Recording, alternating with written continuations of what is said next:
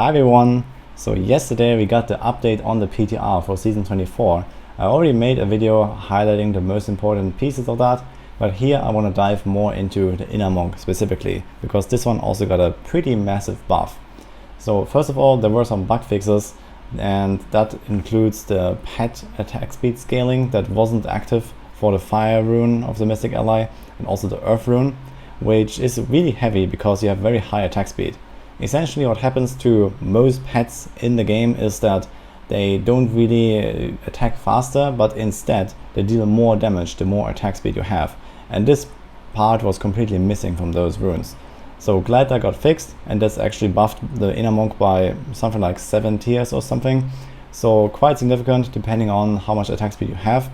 And typically you go all in on attack speed with Flying Dragon in there and basically attack speed cap. There were also some other bugs like the Enforcer not working properly for some effects.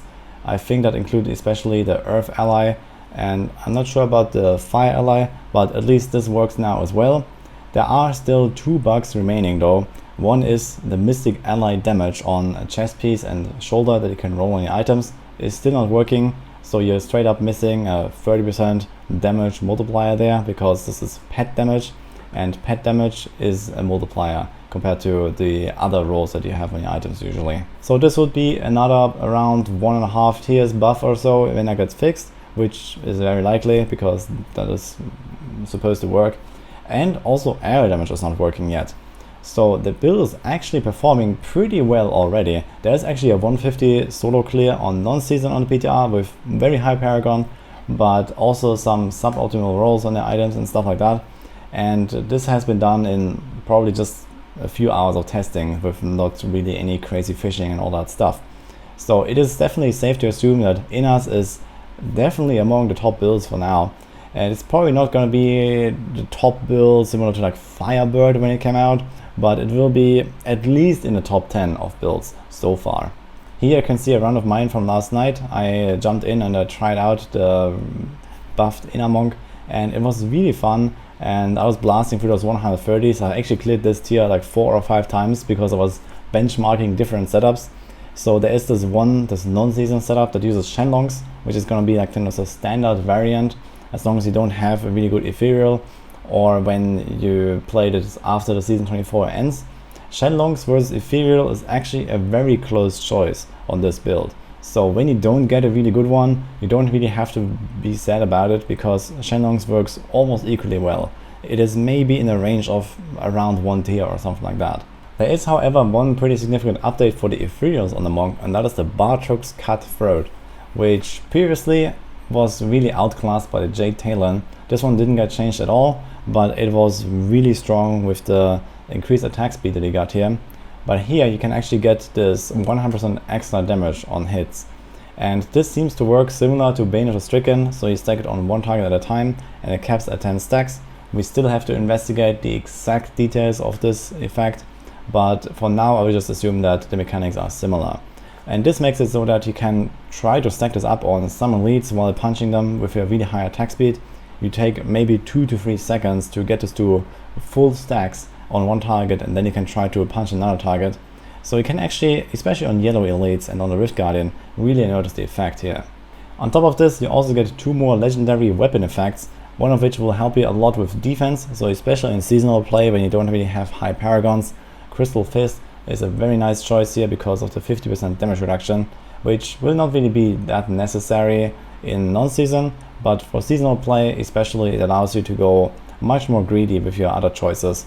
And because you can have another 2-handed weapon effect on your 1-handed ethereal item, you can go Flying Dragon plus the Furnace, and that is actually a very nice combo because you are very much focusing on hunting elites down. So overall I would say the ethereals win on seasonal play, but it is quite close, and Shenlongs definitely makes for a very strong nuke, especially on trash monsters, and then a little bit weaker on the elite side. And this is why it kind of evens out right now. As for the different setups, I've actually tried a variety of things, and there are setups ranging from very easy to play to very hard to play, depending on how greedy you want to build your character. The overall power difference is not very large, so we're talking about maybe 2-3 tiers or so from the solid, tough choices to the very squishy, very greedy choices. So there is definitely room for anyone who plays that build. The basic setup will actually be very tanky. So you will have the Bindings of the Lesser Gods or Spirit Guards equipped and the other one cubed. So you get 60% damage reduction from the bracers. And you'll also have Lefebvre's Soliloquy in the shoulder slot that gives you 50% damage reduction. Right now, and my highest clear so far was done with Aughilds, so I dropped 2 pretty big damage reduction items and I cubed the Bindings of the Lesser Gods so that I still get the damage effects, but obviously this made me much more squishy. This here is one of the greedier setups that you can play. In order to make all of this work, I actually experimented with Inner Sanctuary Temple of Protection to give me more damage reduction before I activate my Serenity. This was actually an extremely good choice for me to survive with this squishy setup, because I could just use my Inner Sanctuary somewhere during the physical convention cycle, which then goes to cold and then to fire where you want to do your boom, and I would easily get my Endless Walk to the full damage bonus while tanking all the monsters. And then somewhere during the cold COE cycle I would activate my Serenity to get full damage immunity, and I could just stand there, tank everything for 4 more seconds, and then press my Mystic Allies right on the boom. This was actually amazing and it's super fun to play like this. It makes the squishy setup still very playable, but you have to be careful when you're moving in between pools, because you won't have this big damage reduction from your Inner Sanctuary. It is definitely very manageable if you're careful though. And when we look at the leaderboards, last night I still had that rank 1 clear here with 9 minutes, and a few people have pushed a bit higher since then. And most of them are actually using a kind of similar version with this Inner Sanctuary that really helps you out. So with a bit of practice, definitely very doable. But if you want to go the easy mode, you just drop the Aughilds and you get all the damage reduction from Spirit Guards and from the Lefebvre's Soliloquy, and then you have a very consistent damage reduction, and you get another skill slot because you won't really need this Inner Sanctuary anymore. Now there is actually another more greedy setup than this, but this will most likely only work on the very high end. I've experimented briefly with something like this, but this one revolves around Focus and Restraint and the Squirt's Necklace. So you drop Endless Walk, so you can move freely around and you get a higher damage multiplier. You will cube the Convention of Elements so that you can still do your big booms, and you'll drop the Aughilds again for Bindings of the Lesser Gods, Lefebvre's Soliloquy, and the Spirit Guards. Like this, you also have pretty decent damage reduction, but this setup will only do more damage if you actually manage to build some Squirt stacks. And in order to do this, you will need to have pretty good gear and pretty good survivability, and then use Mantra of Healing to shield yourself, similar to how Support Monk does it. The bad part about this is you will need to have really high Health Globe healing bonus on your items, because this one scales the shield, and it will definitely increase the consistency of the strategy by a lot. But I believe this is gonna end up as the strongest setup on season. The good part is on season you still get the Crystal Fist for the extra 50% damage reduction. On non-season, without this it might be quite hard, but with many Paragons, probably also doable. And the idea here is that, similar to the other setup where you have Inner Sanctuary, you try to stand still and tank stuff and shield yourself around during the physical convention cycle. So you would spam the mantra here for a few seconds, trying to protect yourself for a few seconds, and then you activate the Serenity to completely ignore all damage as the Squirt's Necklace starts scaling up to maybe 4, 5, 6, 7 stacks or so, and you do a big boom on the fire convention. I will definitely experiment more with this, but I doubt it will really be consistent enough at a low Paragon level with no augments.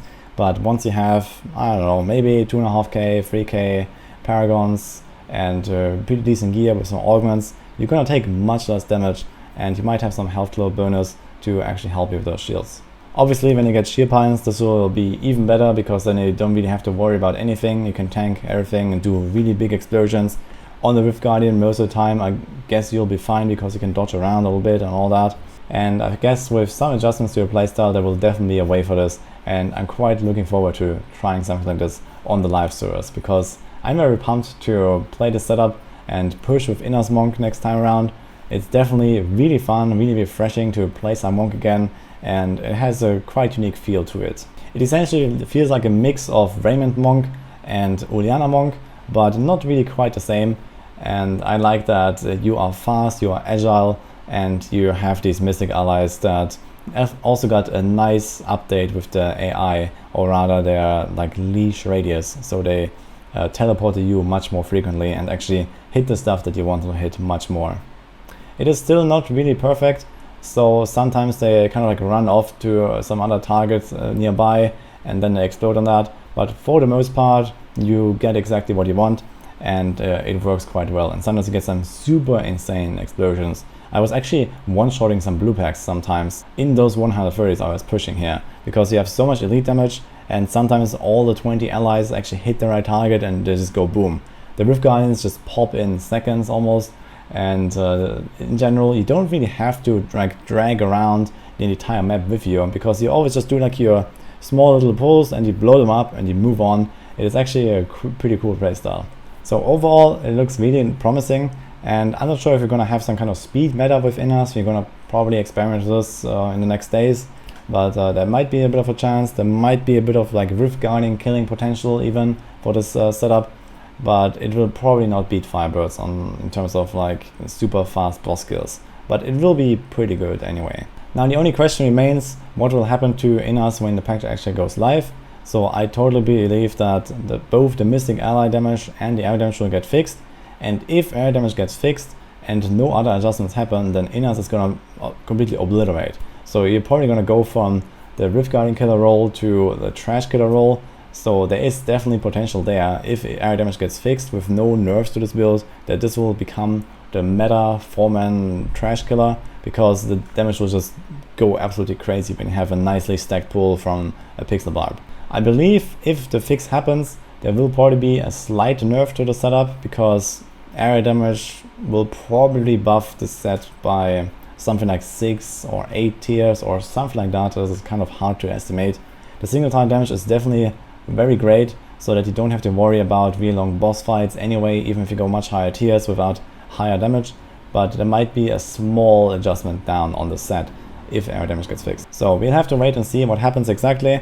It is definitely quite up there in terms of the builds and the clear potential, and also the speed firing potential, which I will experiment more with the different runes as well. And on the Monk, for the overall Monk leaderboard, it will be extremely competitive with Palace of Justice. So I think both Inna and POJ are gonna clear 150 solo next season, especially if there's some more adjustments to Innas. It will probably end up being one of the best builds in the game. So I'm quite excited for it.